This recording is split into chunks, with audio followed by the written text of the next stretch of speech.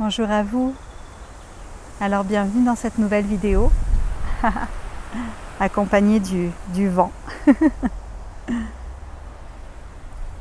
Comme vous pouvez le voir, j'ai changé d'environnement. J'ai quitté le Pérou il y a à peu près 3 semaines et je suis actuellement en France. Donc peut-être que pour certains d'entre vous, le décor à l'arrière-plan va avoir l'air un peu plus de la maison que ce que vous êtes habitué généralement.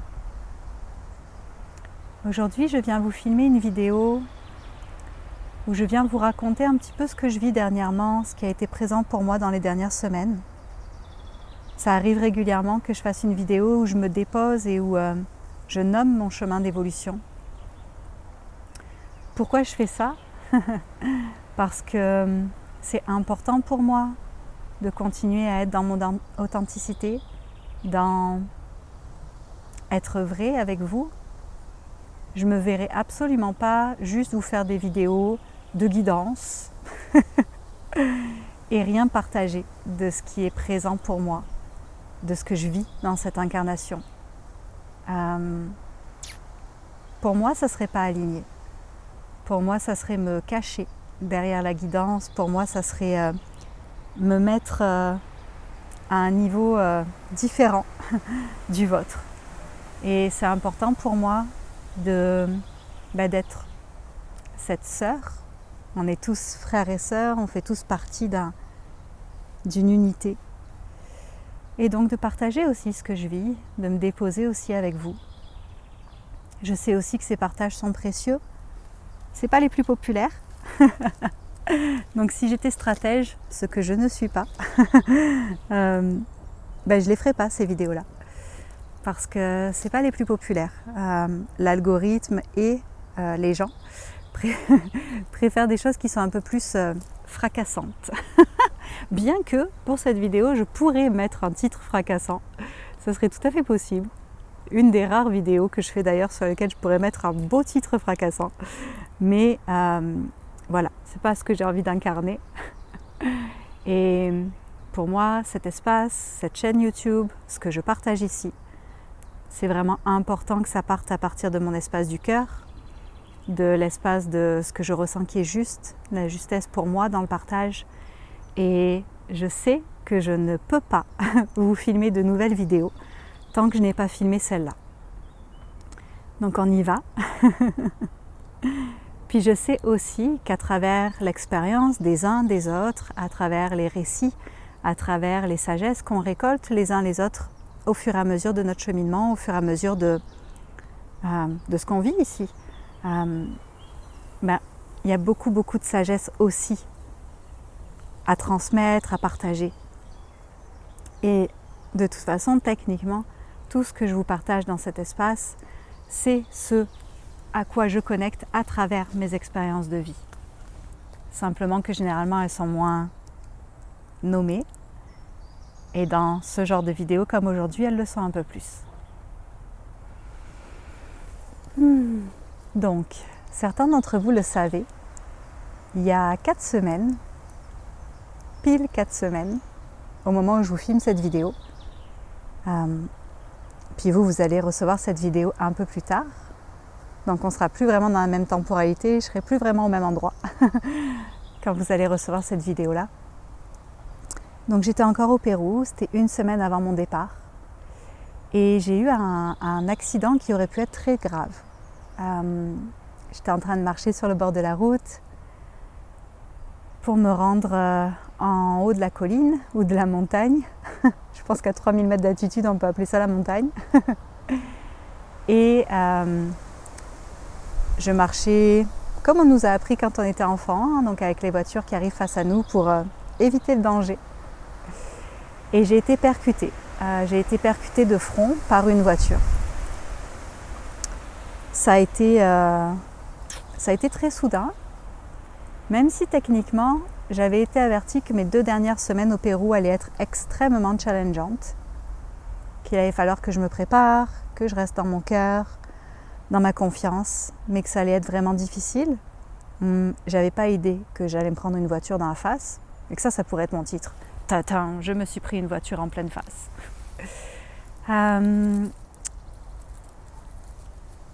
Et donc j'ai eu quelques journées d'hospitalisation. Ça a été un gros événement pour moi, vous imaginez. Je ne sais pas vraiment à combien roulait la personne. Tout ce que je sais, c'est qu'il n'a pas ralenti. Potentiellement, il ne m'a pas vu. On ne sait pas vraiment. On ne sait pas vraiment ce qui s'est passé. Mais c'est ça, jusqu'à l'impact, il n'y a pas eu de ralentissement. Donc un minimum bon 40-50 km/h. Et j'ai la chance de ne pas avoir eu grand-chose. Alors, tout est relatif à cette échelle-là. Mais j'ai simplement eu le nez cassé, une dent cassée qui a été réparée, et de grosses ecchymoses et quelques grandes douleurs, mais rien de plus. Cet événement-là, il est venu s'inscrire dans un grand processus de transformation que je commençais à vivre. Puis vous le savez, si vous avez regardé mes dernières vidéos, je pense qu'à peu près en 2 semaines avant mon accident, la vidéo sur le portail des éclipses a amorcé un grand changement en moi, une grande transformation, quelque chose qui a pris racine profondément à l'intérieur de moi et qui a continué à se déposer, qui continue à se déposer. Et cet accident-là, il fait partie de ce processus.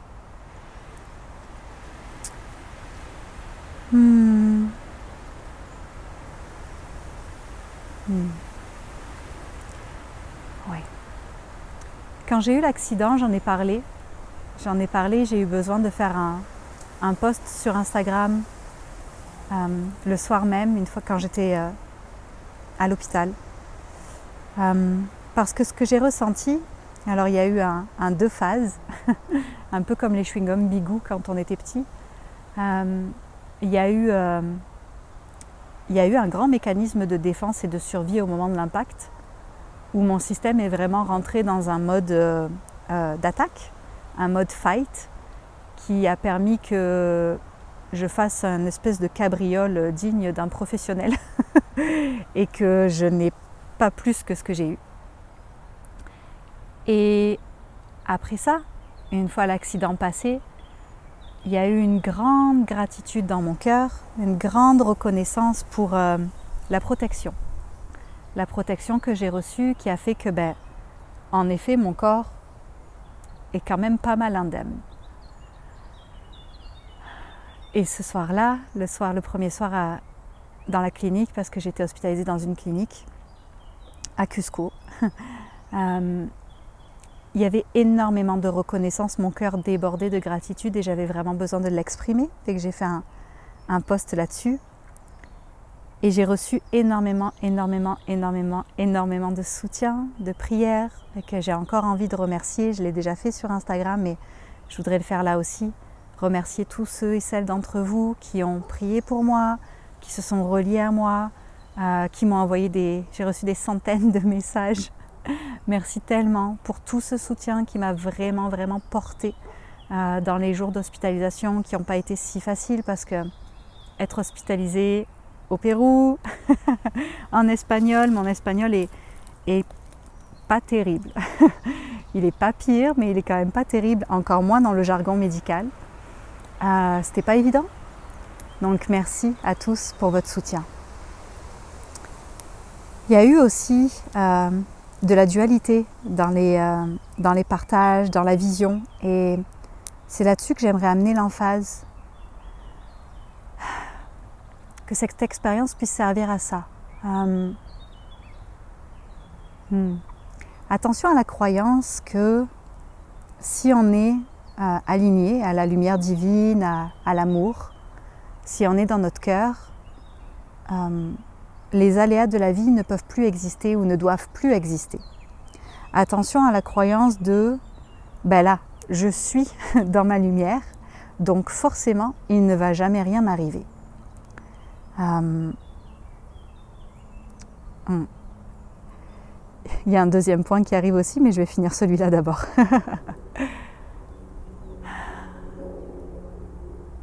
Prenez des exemples, et j'en ai 3 gros en tête, mais je suis sûre que vous pouvez en trouver d'autres, beaucoup d'autres. Prenez l'exemple de Gandhi, prenez l'exemple de Thich Nhat Hanh, prenez l'exemple de Yeshua, au minimum, pour ne citer que.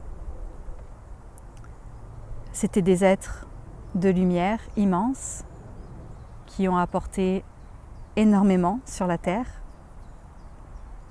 qui étaient porteurs d'une grande sagesse, d'un grand amour. Pour moi, c'est vraiment des maîtres spirituels, des gourous au sens noble du terme. Et ces êtres-là, ils ont eu des vies qui n'étaient pas toutes roses, qui n'étaient pas toutes le fun. La paix intérieure, la vraie paix, l'incarnation de la paix, de la fréquence de la paix, de la fréquence de l'amour. C'est pas juste tout doit être toujours rose ou tout va toujours bien. C'est pouvoir incarner cette fréquence-là, pouvoir incarner cet amour-là, cette paix-là, cette quiétude-là, cette sérénité-là, au travers de tout ce qui est présent dans nos vies, au travers de toute notre humanité. Bien sûr qu'en tant qu'être humain, ok, si on vient se mettre au niveau de notre ego, bien sûr qu'on n'a pas envie de vivre des choses comme ça, ok, bien sûr que j'avais pas forcément super envie de me faire fracasser par une voiture. C'est pas très cool à vivre, d'accord? c'est pas mon meilleur souvenir au monde. Mais attention à l'ego qui voudrait contrôler, qui voudrait se rassurer, qui voudrait se protéger et qui lutte contre le plan d'incarnation de l'âme. Est-ce que, à travers ces moments de défi, ces moments de challenge, ces moments où il n'y a plus de contrôle, il n'y a plus de contrôle, et où oui, la vie continue son chemin, continue de passer et il se passe des choses. Est-ce qu'on peut être dans la paix? Est-ce qu'on peut être dans la confiance? Est-ce qu'on peut être dans l'acceptation? Est-ce qu'on peut être en sérénité, dans la présence? Est-ce qu'on peut continuer à incarner toutes ces fréquences qu'il est facile pour certains peut-être de toucher dans des moments de méditation, dans des cercles, dans des retraites, dans des espaces où on est dans notre bulle, où on est dans un environnement qui fait que on y accède. Est-ce qu'on peut continuer à incarner cela dans tout le chaos de la vie, dans tout le brouhaha de la vie? Il y a quelques années en arrière, je me baladais dans une grande ville. C'était laquelle? Je pense que c'était peut-être à Toronto, une vraiment grande ville. Et je me disais, il y avait des travaux, c'était le bordel, des gens partout, les voitures, le bruit. Et je me disais, mais je peux être dans mon espace de calme intérieur, ici, autant que quand je suis toute seule dans ma forêt. Je peux.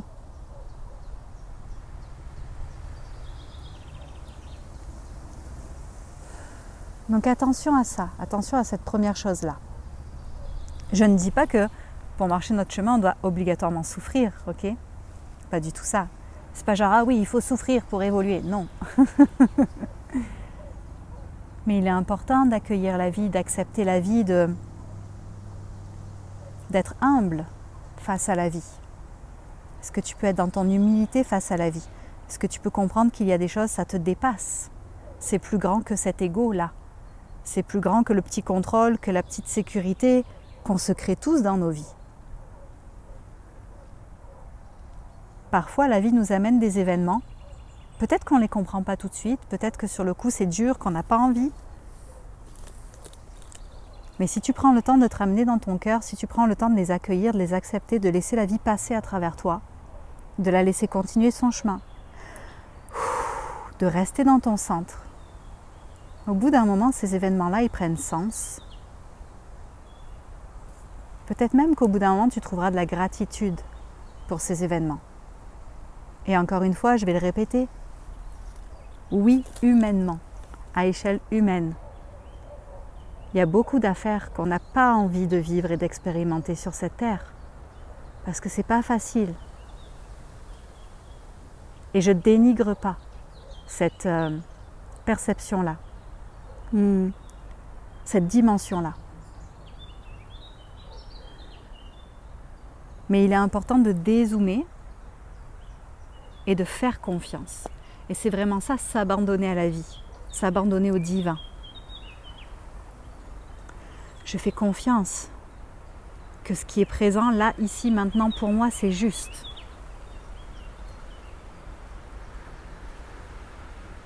Et je prends soin des parts de moi qui trouvent ça difficile. Je viens les rassurer, je viens les bercer, les dorloter. Je viens les écouter aussi. Je viens les écouter pour qu'elles soient entendues.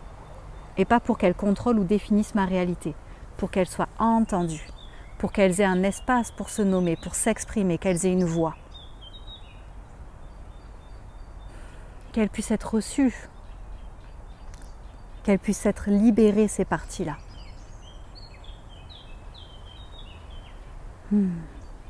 Ok. La deuxième chose, quand j'ai été percutée par la voiture, j'ai pas eu beaucoup de temps pour me rendre compte de ce qui allait se passer, ok ? C'était une très grande ligne droite.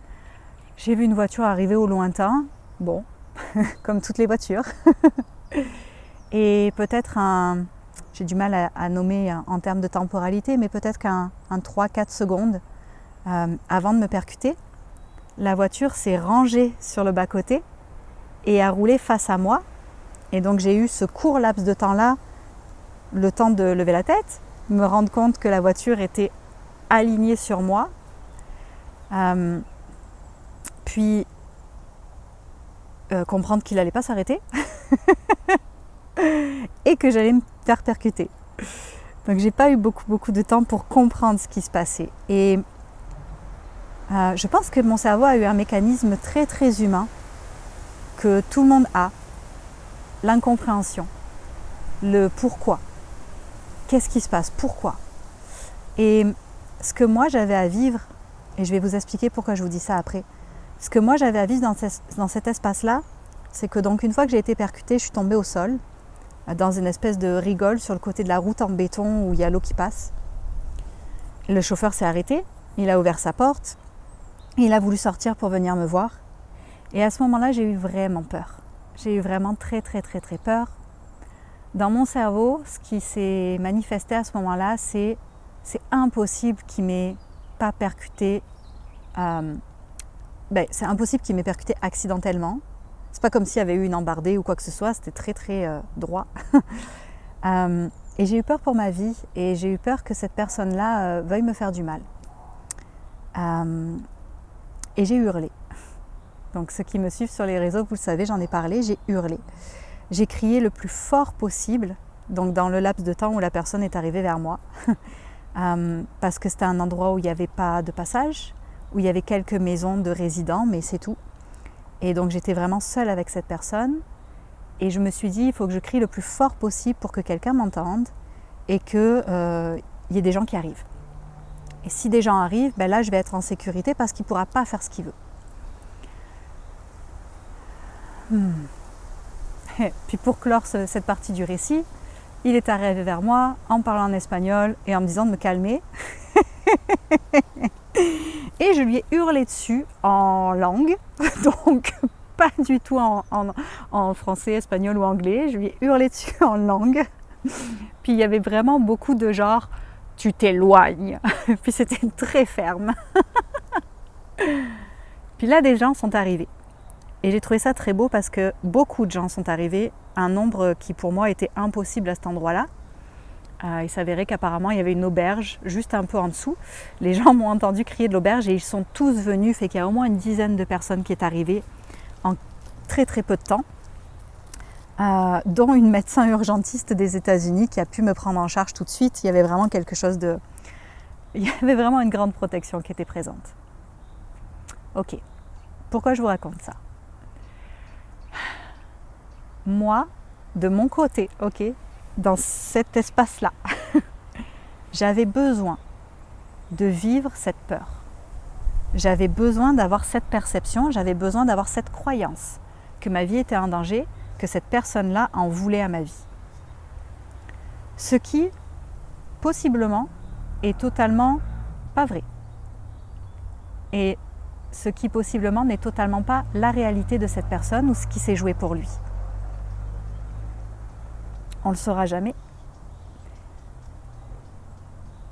J'avais besoin de vivre cette peur parce que pour ceux d'entre vous qui me connaissaient depuis longtemps, vous savez que moi j'ai fait de l'amnésie traumatique, j'ai été abusée sexuellement quand j'étais enfant par un membre de ma famille très proche et j'ai eu ce mécanisme de figement qui fait que j'ai oublié tout ça pendant 30 ans je crois et que j'étais dans des figements.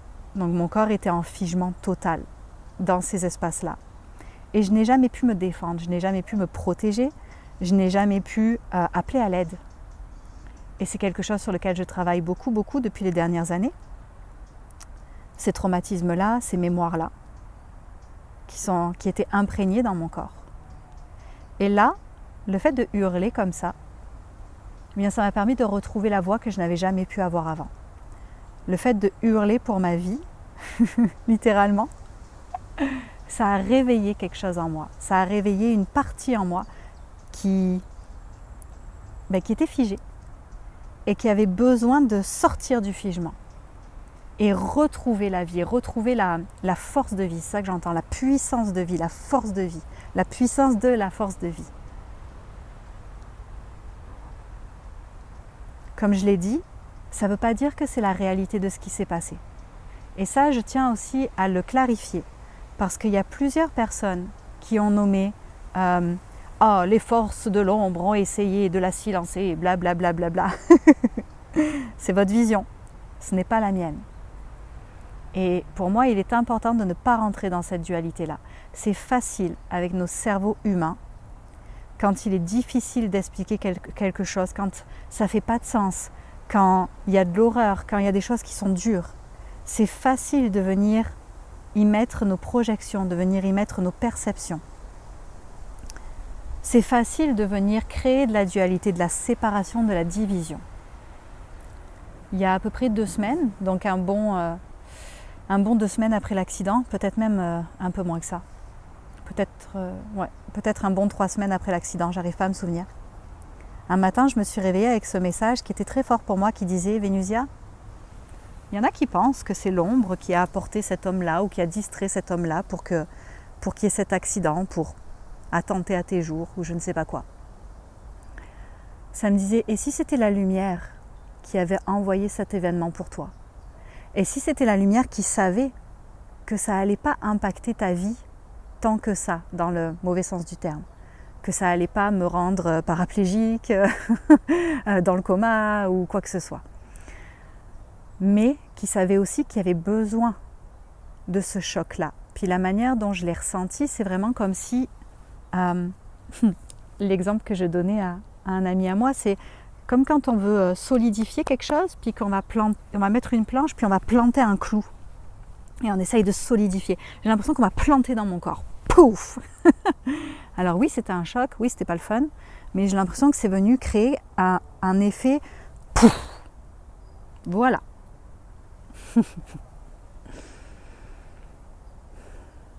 Est-ce que c'est possible d'imaginer dans nos situations difficiles, dans nos défis, dans les moments où notre humain là, il s'en passerait bien, il trouve ça dur? Est-ce que c'est possible d'imaginer que peut-être,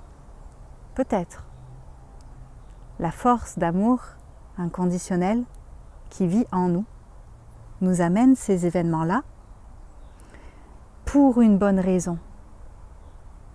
Et qu'en fait, nous, notre job, c'est de faire confiance plutôt que d'amener du drame. C'est de faire confiance plutôt que de dire « Ah oui, c'est les forces de l'ombre, bla bla bla bla bla ». Et ça, c'est quelque chose qu'on voit énormément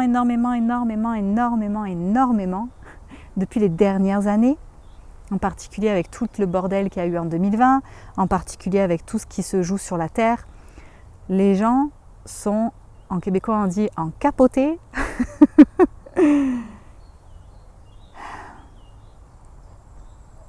Les choses difficiles sur Terre, remontées dans l'histoire, c'est depuis la nuit des temps. Depuis la nuit des temps. Depuis que l'humain est humain. Attention de ne pas extrapoler, attention de ne pas ajouter encore plus de... J'entends de ne pas jeter de l'huile sur le feu. Comme je l'ai dit, je ne saurais jamais ce qui s'est passé pour cette personne. J'ai pas pu parler avec lui, j'aurais aimé. Il est venu pour parler avec moi, mais j'étais pas disponible. Je venais de me faire opérer parce qu'on m'a opéré du nez. Je venais de me faire opérer, il est arrivé, je sortais de sa heure de réveil, j'étais pas du tout en état de parler avec lui. Fait que j'ai demandé à ce qu'il ne rentre pas dans ma chambre, à ce qu'il ne me parle pas. Mais j'aurais aimé parler avec lui et peut-être que j'essaierai de parler avec lui la prochaine fois que je retourne au Pérou. Et même si je parle avec lui, peut-être que je ne pourrai jamais réellement savoir ce qui s'est passé. Et dans ce cas-là, j'ai le choix. J'ai le choix de me dire « Ah oui, il a essayé de me faire du mal » ou « Ah oui, il a été distrait par des forces pas agréables » ou j'ai le choix de regarder avec mes yeux du cœur et de croire en la beauté de l'humain. Et ça, je sais que c'est challengeant pour plein de gens. Je sais que c'est challengeant, j'entends des mots du genre naïveté, dangereux, dans l'illusion. Et si l'illusion, ce n'était pas de voir la beauté en l'autre, mais de voir la dualité, de voir la séparation, de voir le mal chez l'autre. Et si l'illusion, c'était de croire que l'autre est foncièrement mauvais, ou que l'autre nous veut du mal, ou qu'on ne peut pas faire confiance en l'humain.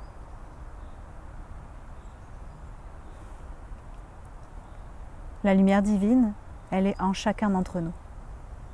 En chacun d'entre nous. Et oui, ça demande de sortir de gros conditionnements, de c'est quoi le bien, c'est quoi le mal, parce que sinon vous allez me dire oui, mais telle personne qui fait telle et telle atrocité, non, il ne porte pas la lumière divine. Ben oui, il la porte aussi.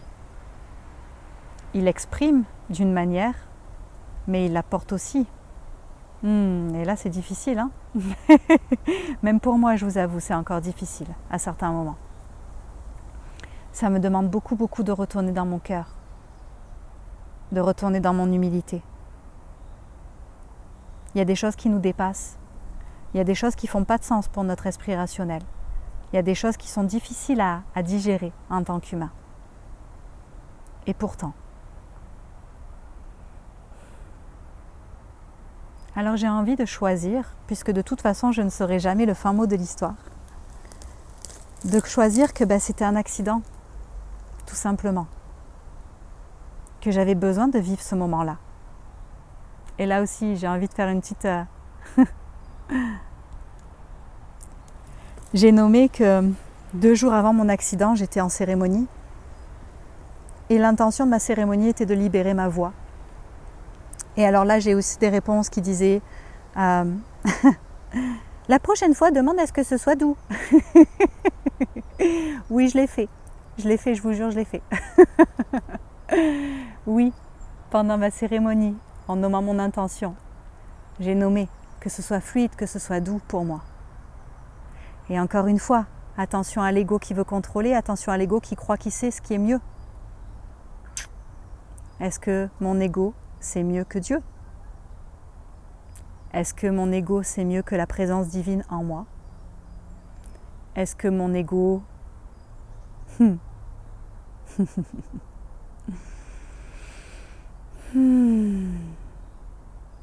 Ouais. Juste remettre nos égos à leur juste place. Et encore une fois, leur donner de l'amour, les bercer, les rassurer, les apaiser. On n'est pas là pour tuer nos égos, on n'est pas là pour les anéantir, les silencer, les inhiber. On est là pour les rassurer, pour en prendre soin. Comme je l'ai dit dans une ancienne vidéo, j'ai mon amie Amélie qui dit On m'a donné un humain, prendre soin d'un humain. Puis c'est ma responsabilité, c'est à moi d'en prendre soin. Imaginez la chose ou l'être le plus précieux que vous ayez. Puis on vous dit, voilà, ta responsabilité, c'est d'en prendre soin. Est-ce qu'on peut voir nos égos comme ça? Et est-ce qu'on peut leur donner tout l'amour, tout le soin, toute la douceur possible? Tout en s'autorisant à vivre notre chemin d'incarnation. Tout en s'autorisant à vivre ce que nous sommes venus vivre ici. Que mon ego ne se mette pas en travers du chemin de mon âme.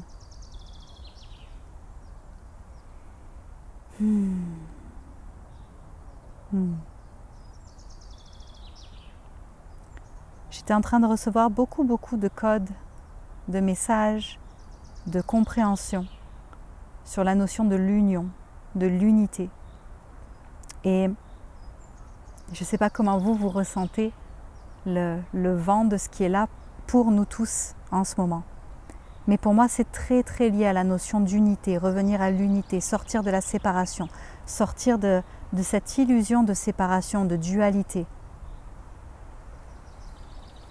Revenir à la conscience du grand tout, revenir à la conscience du je suis. Revenir dans un état d'être.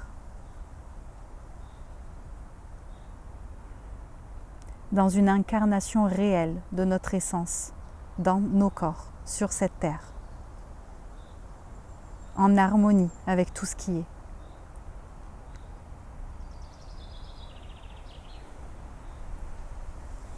Et cet événement dans ma vie, il m'a amené à ça. Quand j'ai eu mon accident, ma fille Eleanor, celle qui a 2 ans, presque 3 maintenant, elle a plus pu me voir pendant 10 jours. Elle a peur des masques. C'est une enfant qui a une petite phobie, puis c'est pas la première enfant qui a la phobie des masques que je croise. Et j'avais un plâtre sur mon nez. J'avais un pansement au début sur mon nez, puis ensuite j'ai été opérée, j'ai eu un plâtre sur mon nez.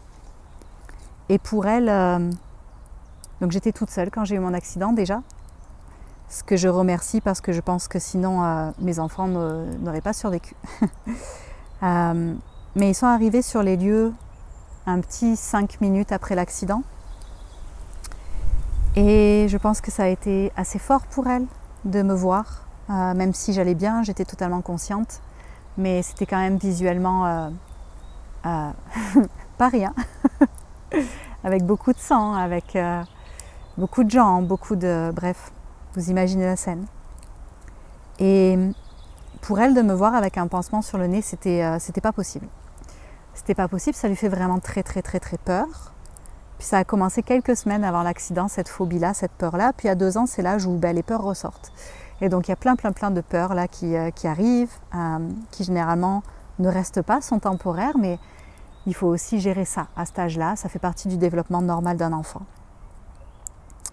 Et donc pendant 10 jours, on n'a pas pu être en contact, Eleanor et moi. Ça a été... Au début, ça a été un peu challengeant, surtout pour son père, qui n'a pas pu être à mes côtés comme il aurait aimé. Je prends le temps de connecter.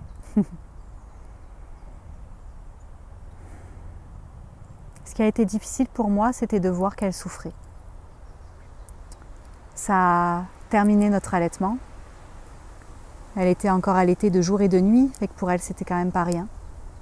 Drastiquement comme ça.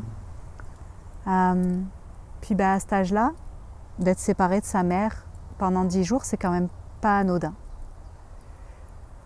On a dû gérer la vie dans la petite maison une fois que je suis sortie de l'hôpital. On a dû gérer les transferts, l'avion, l'hôtel, sans se voir. Et j'ai fait un choix à ce moment-là. J'avais 2 solutions. Soit j'essayais de la forcer, soit je disais, bon, maintenant ça suffit. Ça suffit là. On arrête les enfantillages. Des phrases que j'ai entendues quand j'étais jeune. Et c'est bon là. Soit je décidais de la respecter dans ce qu'elle était en train de vivre, dans ce qui était présent pour elle. Et j'adaptais pour pouvoir respecter son besoin et sa peur. Et donc c'est ce qu'on a fait, j'ai respecté son besoin et sa peur, on a usé de plein de stratagèmes pour ne pas se voir à l'aéroport, dans l'avion, passer les bagages, moi en étant cachée, bref, beaucoup de stratagèmes. Jusqu'à ce qu'elle accepte à nouveau d'être en lien avec moi, jusqu'à ce que ça puisse s'ouvrir à nouveau pour elle. Et ce à quoi ça m'a connecté, ça, c'est une ouverture de cœur immense. Immense. J'aurais pu être dans mon désespoir, j'aurais pu être déprimée vraiment fort, j'aurais pu me lamenter sur moi-même, j'aurais pu trouver ça injuste, en vouloir à la terre entière. J'aurais pu être dans la vision simplement de ce qui souffrait. D'être fâchée contre la personne qui m'a percutée parce que ça a amené tout ce travail-là pour ma fille. Et j'ai eu beaucoup de chance parce que j'ai des amis proches qui sont des gens qui vivent dans la bienveillance, la communication consciente. J'ai des amis proches aussi qui travaillent avec les enfants et qui ont pu me donner par-ci, par-là, la petite phrase qui m'aidait à reprendre espoir quand il y avait quelque chose qui voulait se décourager en moi. Un ami à moi d'ailleurs qui me nommait de faire confiance parce que ces événements-là dans la vie d'un enfant, ça peut les aider à développer des ressources inattendues qu'ils n'auraient pas développées sinon. Et cette phrase-là, elle m'a beaucoup encouragée, elle m'a aidée à garder espoir. Et pour moi, c'était beau de connecter à « je peux respecter ma fille à ce point-là », je peux l'aimer à ce point-là. Et pour moi, c'est vraiment venu connecter à l'amour inconditionnel. Je suis quand même passée de la personne la plus sécurisante au monde pour elle à la personne la plus effrayante pendant ce 10 jours-là. Un sacré changement à vivre. Et c'était très beau pour moi de la respecter, de l'honorer, de l'accompagner à distance dans ce qu'elle était en train de vivre, de lui laisser le temps, de faire confiance en son chemin de vie. C'est difficile avec nos enfants parce qu'on a nos projections, parce qu'on a notre histoire, parce qu'on aimerait que nos enfants ils soient heureux, qu'ils vivent jamais rien de mal, qu'ils soient protégés en tout temps. C'est viscéral, c'est normal en tant que parent. Et là, ça m'a demandé de me détacher de tout ça et de juste faire confiance. Faire confiance en son plan d'âme à elle aussi, faire confiance en plus grand que moi, faire confiance en notre processus. Et je vais vous dire, j'ai beaucoup de gratitude d'avoir pu faire ça, d'avoir pu vivre de cette manière-là, de m'être permise de le vivre de cette manière-là, d'avoir la conscience pour ça. Je referais pareil si c'était à refaire.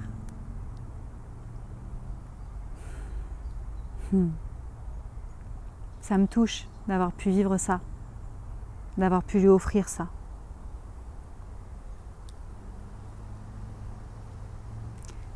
Alors voilà cette histoire, ce récit. Depuis, donc ça fait maintenant, je pense que ça fait 2 semaines que je suis en France. J'ai passé 1 semaine de transition au Canada. Depuis, je sens toutes les transformations à l'intérieur de moi. Il y a des choses qui prennent sens. Il y a des choses que je comprends dans pourquoi j'ai vécu cet événement, dans qu'est-ce qui était là pour moi. Et je vais vous dire quelque chose. Oui, il y a des choses qu'on me montre et que je comprends, mais en vrai, j'ai pas besoin de comprendre. Et ça serait ok s'il y avait rien qui m'était montré. Et je sens que c'est important que je vous dise ça aussi. Être dans la confiance du processus, c'est pas genre je fais confiance et à un moment donné j'ai la récompense. J'ai l'image d'un petit chien avec sa petite friandise os là. Ok, t'as bien travaillé, tu peux avoir ta friandise. Non, pas faire confiance pour avoir une friandise. Faire confiance parce que c'est un état d'être, parce que c'est ça qu'on incarne à l'intérieur de nous. J'incarne cette confiance. Je choisis d'incarner cette confiance. Je choisis d'incarner cet amour, cette paix, cette unité en moi. Et je ne le fais pas pour avoir quoi que ce soit.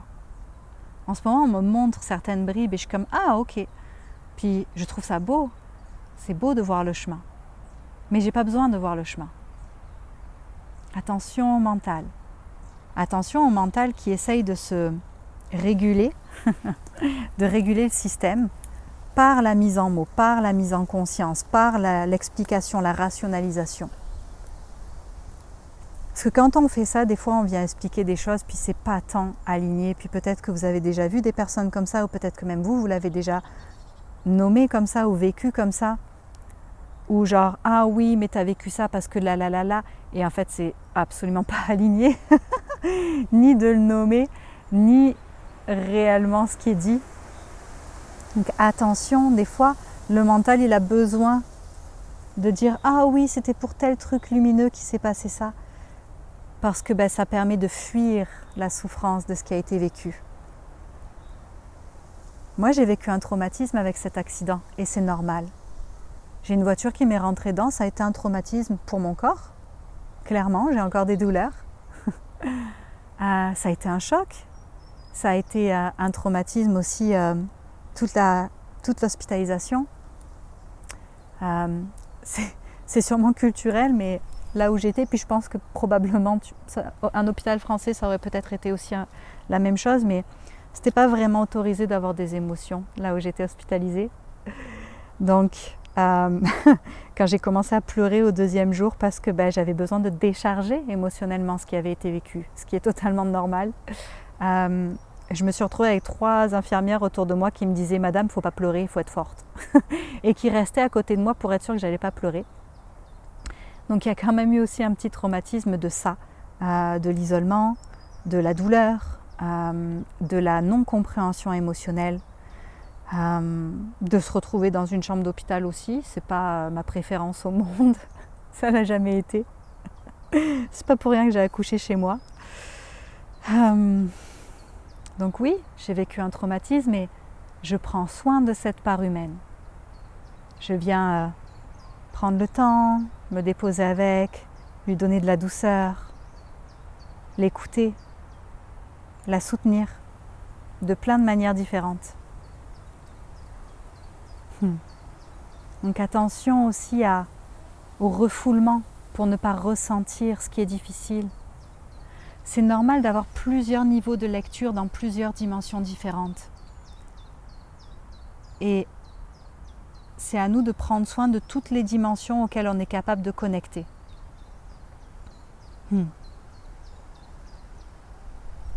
On connecte à plusieurs dimensions différentes et il est important de prendre soin de chacune de ces dimensions-là. De ne pas en négliger une parce que celle-là elle est un peu moins alignée ou un peu moins spirit ou un peu moins évoluée, appelez ça comme vous voulez, que celle-là. Moi, je préfère la dimension de « Oh my God, j'ai de la gratitude pour toute la protection et tout l'amour que j'ai reçu pendant cet événement-là. » Alors du coup, je vais mettre le côté humain qui a souffert de côté. Je vais bien l'enterrer là, comme ça on ne le voit pas. Et puis, je reste tournée vers là. Vous le savez, là, c'est pas du tout dans les enseignements auxquels moi je connecte. On prend soin de tout. On prend soin de tout, ce à quoi nous avons la chance de connecter.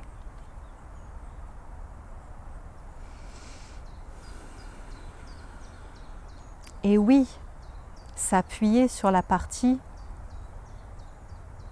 la plus dézoomée à l'intérieur de nous pour prendre soin des parties les plus zoomées. Et puis ça me fait rire quand je dis ça parce que quand on vit un trauma, souvent, on zoome sur le trauma. Par exemple, pour vous donner mon exemple, vu qu'il est facile à trouver pour moi, quand on vit un trauma, par exemple, je pourrais être zoomée sur la voiture, zoomée sur le pare-choc. Puis quand je me rappelle, oui, j'ai cette vision zoomée sur le pare-choc juste avant l'impact, ok ? Oui, ça s'appelle bien le pare-choc. Je ne suis pas très douée en voiture. Et on apprend, quand on vient prendre soin et réguler le système nerveux et sortir de ce trauma-là, ben on apprend à, ok, il y avait quoi autour? Elle était comment la rue? Il faisait quel temps? Est-ce que tu peux te souvenir de sons? Est-ce que tu peux te souvenir de... On vient vraiment dézoomer, dézoomer, dézoomer, dézoomer. Et ça aide à re-réguler le système. Ça aide à décharger le traumatisme doucement. La charge du traumatisme. Donc prenez appui sur la partie dézoomée en vous. Celle qui voit peut-être plus large, plus grand. Pour prendre soin de tout ce qui a besoin d'amour.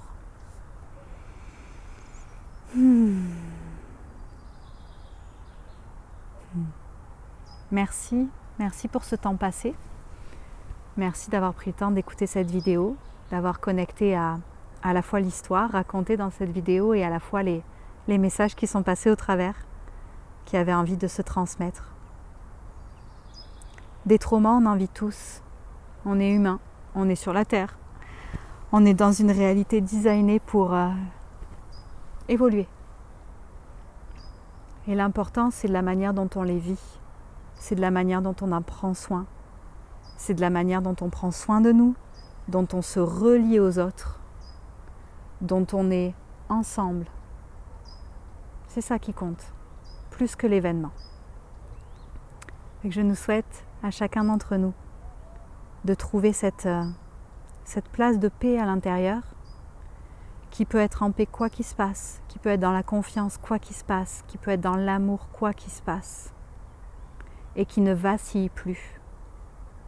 J'ai vraiment cette image de la lumière intérieure qui ne vacille plus, qui ne s'éteint plus. Quoi qu'il se passe, quoi qui est présent, rien ne peut éteindre la lumière en nous. En fait, il y a juste nous qui pouvons éteindre cette lumière, en choisissant d'adhérer à certaines croyances, en choisissant de tomber dans la dualité, dans...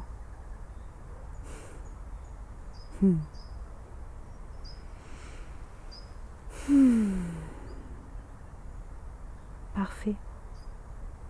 Encore merci. Je vous souhaite une magnifique journée, une belle réflexion peut-être sur certains des concepts qui ont été évoqués dans cette vidéo. Encore une fois, ce sera un plaisir pour moi de lire vos commentaires, de vous recevoir dans ce qui est là pour vous, dans ce que ça aura réveillé en vous, cette vidéo-là, ou ce à quoi ça aura fait écho. Et puis, je vous dis à bientôt pour certains d'entre vous. Merci.